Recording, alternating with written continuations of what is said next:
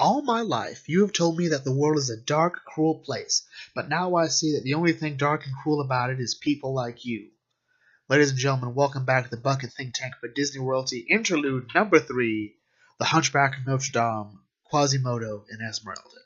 So, I'm gonna be honest, this is a weird choice. I'm not gonna try to hide this here, but I really felt that when it came to the Disney Royalty Interludes, we would allow ourselves a bit more freedom to sort of assess what is a Disney prince, Disney princess.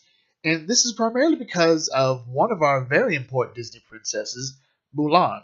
Mulan is not royalty. Her betrothed, who she'll marry in the second one, Shang, is also not royalty, but she is a Disney princess.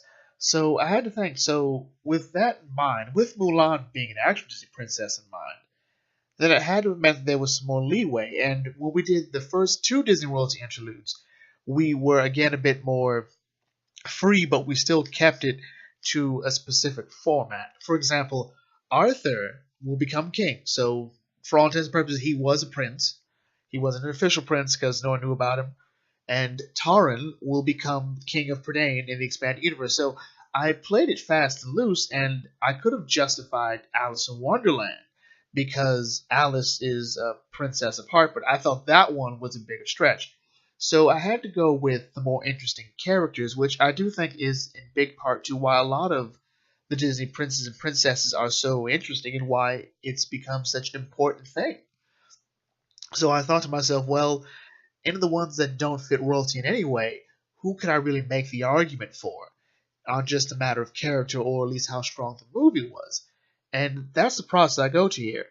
So with that in mind, I thought, well, Quasimodo's an amazing strong character, but what about Esmeralda? Esmeralda's also a very strong character, and the subject matter of this film is really intense. It's actually it's a movie that's almost hard to look at sometimes. Like, it's showing you a side of the world that you kind of don't want to think exists, but not in a way that says if you don't see this, you're part of the problem. Or rather, it's something that you just have to turn ever so slightly to. Like, you might not even see it because it's not a problem that you have. With that in mind, though, I think we all remember Hunchback of Notre Dame for its scale. You know, if you want to ignore the commentary, if you want to ignore the characters, which I think is impossible to do in this movie, you can't help but look at how big and how grand this movie is. It feels like nothing but one huge, colossal experience. The chorus, the voices, again, just how great Notre Dame looks, how great this movie looks. It really is trying to put you into this very real spot. And that was something that Disney Renaissance was trying to do. Everything started looking a bit more real, or at least a bit more natural within the world. Like, you could see some of this to an extent happening. And it did feel like we sort of took a note from Pocahontas, rather what didn't work in Pocahontas. What worked in Pocahontas was the production values. What didn't quite work was the subject matter because we couldn't quite go there. Hunchback of Notre Dame does try to go there, but then they realize, wait, there's a lot of stuff in the original book we can't put in this movie. Like, no. We're pushing it as it is because we're kind of going after the church here. So we couldn't quite do everything we wanted, but there's a lot to be said about how great this movie is, at least from a cult following classic. Now, Frollo, for example, is a good version of a specific kind of Disney villain who gets their power, or rather shows how messed up they are and how they treat others. And there's no real goal for Frollo in terms of, like, he's not trying to gain control over the world, seek magical power, or even really get a real kick out of controlling Quasimodo the way Lady Tremaine would.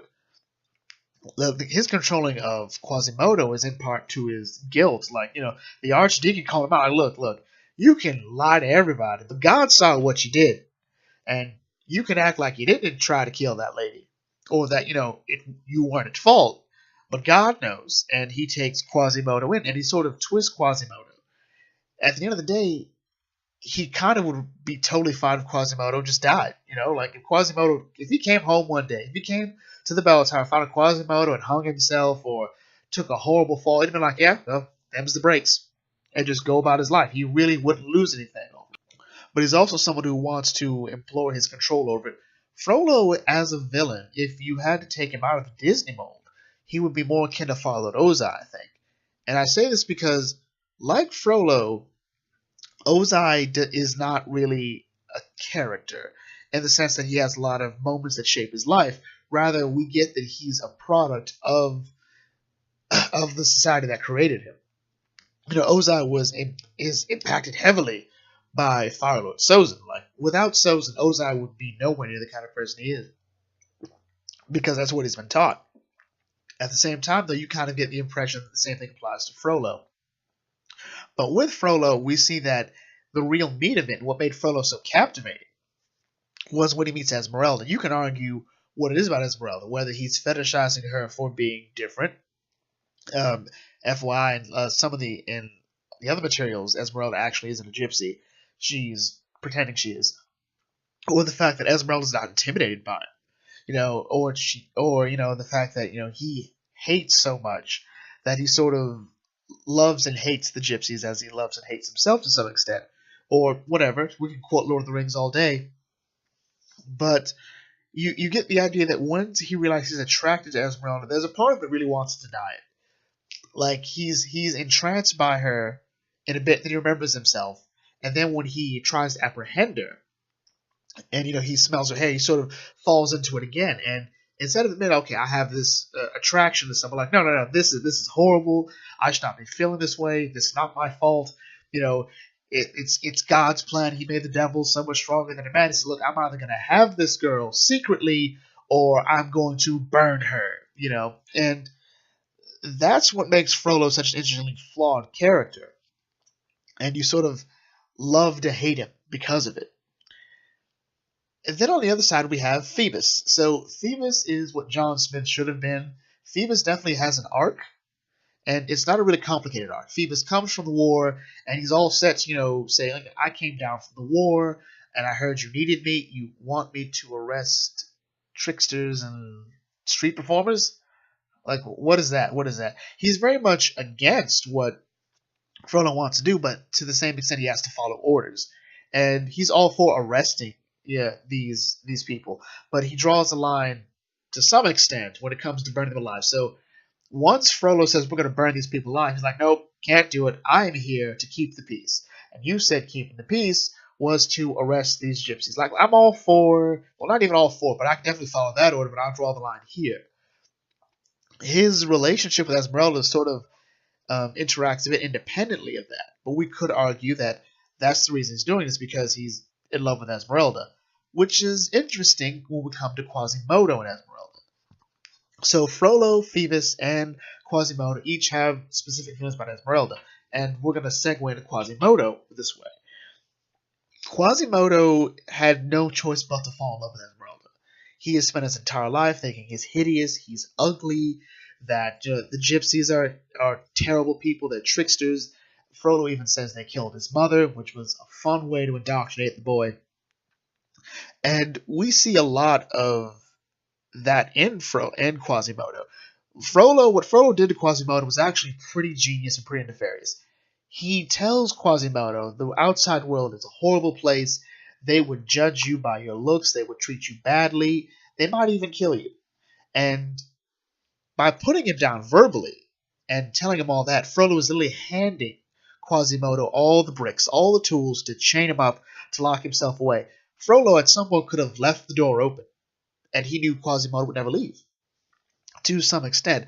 But then the gargoyles, which make no sense, they kind of ruin the movie because we're not sure if they exist in Quasimodo's head or not. But when he meets Esmeralda, he meets a person who isn't freaked out by him. Granted, she assumes it's a mask. But when it all falls downhill, when it's revealed that he isn't wearing a mask, but Clopin knows he's the whatever. Esmeralda is the one who stops the fighting. Stops the riding, stops making him a joke, and Esmeralda has imprinted herself on him that way, because he sees someone that isn't freaked out by him, is very tender with him, says, like, you're fine just the way you are, you've got this really great talent for making things, you ring the bell, and she sort of challenges everything, and he sort of worships her because that what Quasimodo really wants at the end of the day is a friend. He wants someone who will look him in the eyes and say, "Hey, you're a cool guy," who'll hug him. And then, she kissed him, without a hint of fright. And he sort of had no choice but to fall in love with her. And then the great moment, the great heartbreak moment, which is kind of the reason why I want to do this video here. Because the scene when he sees Phoebus and Esmeralda kiss, it breaks his heart. He is totally devastated. The not so subtle tearing up of the card was one thing, but just the progression he goes through, where you actually can almost hear his heart breaking, is what helps make this film so great. There's a lot. The emotion to this film is communicated in a way that had never been done before in a Disney film. We can undermine the sense of heartbreak and sorrow, but from an animation standpoint, we usually view sorrow very simplistically. We look at the Beast, who Beast was sort of the trailblazer of a sad character because he wore it on his face. Here, the actual seeing of a heartbreak is, in my opinion, one of the greatest highlights of this film, which is interesting because everything else is so big and loud, and this very subdued moment resonates, I think, a bit better, but we don't really see it. But in regards to each of their relation with Esmeralda, where Phoebus's relation with Esmeralda leads him to sort of say, hey, it's wrong to burn gypsies because they're gypsies, which I think is a bit lazy to an extent, and Frollo kind of wants Esmeralda to sate his primal lust, or to burn her to deny his primal lust. We have Quasimodo, who needs Esmeralda to help him understand himself. There's a lot to Quasimodo that way that echoes back not to previous Disney characters, Disney previous princesses. He echoes a bit of Belle. He echoes a bit of Jasmine. He echoes a bit of Eric. He echoes these characters, and of course the Beast. How he perceives himself, how he locks himself in the castle. He's not just in there; he's locked in there. Even though, as we see, he can clearly get out whenever he wants. Coming up to Esmeralda, Esmeralda has resonated a lot with people in later years, or actually people who saw the film before. Like Pocahontas, people do like her for being a person of color, and she's speaking about a very real issue, like the oppression of her people, and her sort of falling out with God to an extent, because she says, well, God doesn't listen to me, and you can understand her logic. Our people are being being attacked, killed, and whatnot on the streets. We're barely allowed to survive near Notre Dame, and so she sort of acts, look, I don't ask for anything, just help the outcast, help my people. She's not just talking about the gypsies, she's talking about Quasimodo, the orphan children, the elderly, people who are not of inherent value to society the way the dominant society thinks. This can apply to anyone, really, to any group that's ever felt out of place. And that's carried over more now. It's more relevant now than it was back then. And I think what people like with Esmeralda is she's someone who is very in control of her environment. When she is performing on the stage, and then when all the guards get her, she's totally fine. She knows totally how to get out. She belittles them, and then we see her handle herself when she's fighting Phoebus, with a little help from Jolly. But there's something that tells you, like, this is someone who's totally capable of handling herself. I think, again, this movie could not be told any other way than it was being told. The gargoyles, even though I don't like them, you get their purpose. This is a pretty heavy film. There's a lot of dark and heavy subjects being talked about. And, the kids need to calm down. Kids need to laugh at something. And, Phoebus isn't really that fun. He's not as fun as he thinks he is. So we bring in the gargoyles, who again undermine the film, but you get why. Looking at this film, it's easy to see that Esmeralda could be viewed as sort of the more typical Disney prince here. It's sort of interesting to see that Esmeralda has his own little adventure going on here. And it's Quasimodo whose experience with that helps shape him. We could say the same thing happens with Ariel and Eric, or Belle and the Beast, or Aladdin and Jasmine, where our characters are learning more about themselves in their interactions with other people. Aladdin's character is pushed more to the limit because of how he wants to be with Jasmine. Belle sort of sees another side of herself. She'd been very polite to Gaston, but now that she has a friend, someone who she understands and knows who is a bit like her, we find her being a bit more abrasive. Granted, he also held her father hostage, but we've all got our lines in the sand. So that's kind of why I wanted to choose this.